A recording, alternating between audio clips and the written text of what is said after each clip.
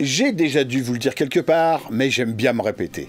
Le premier jeu de rôle commercial auquel j'ai joué, c'est L'Œil Noir. Je vous en parlerai très bientôt, puisqu'a priori, ce sera la prochaine vidéo Chronicle. C'est pas l'idée ici de vous faire un catch-up complet sur le jeu, mais plutôt de faire le lien avec les livres dont vous êtes le héros. Au niveau du système de règles, on est très proche. Alors vraiment, très proche. Au point que Gallimard, dans sa frénésie d'acquisition, trouva de bon ton, et je lui concède avec plaisir, de compléter sa gamme de livres dont vous êtes le héros avec. Et cela ne manqua pas. Un certain nombre de joueurs se firent avoir et achetèrent ce qu'ils croyaient être un livre dont vous êtes le héros, et qui s'avéra être un scénario absolument inutilisable en l'état. Les livres dont vous êtes le héros, qui se voulaient être une passerelle vers le jeu de rôle, se sont avérés être en France une véritable passerelle avec double voie et terre-plein central pour tous les rôlistes en herbe.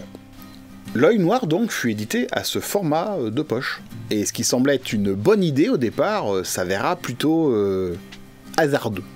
Un scénario au format poche, assez pratique pour mettre dans son cartable, ou pour jouer à la récré. Mais pour préparer une campagne, on a vu mieux. Les bouquins d'ailleurs sont récupérés par les collectionneurs de livres dont vous êtes le héros. Comme si cette collection n'avait jamais été un jeu de rôle à part entière. La version Schmitt aura cette fonction, mais on verra ça plus tard parce que pour l'instant on s'écarte trop de notre sujet. 3 choix s'offrent à vous. Si vous souhaitez comprendre comment Gallimard a fait rentrer le loup dans la bergerie, elle est en 22. Si vous préférez aller d'un pas léger, vous diriger doucement vers un des paragraphes de fin d'aventure, allez en 30. Et puis si vous préférez retourner jeter un coup d'œil dans la collection des défis fantastiques, voir si j'y suis, allez-y, hein, en 11.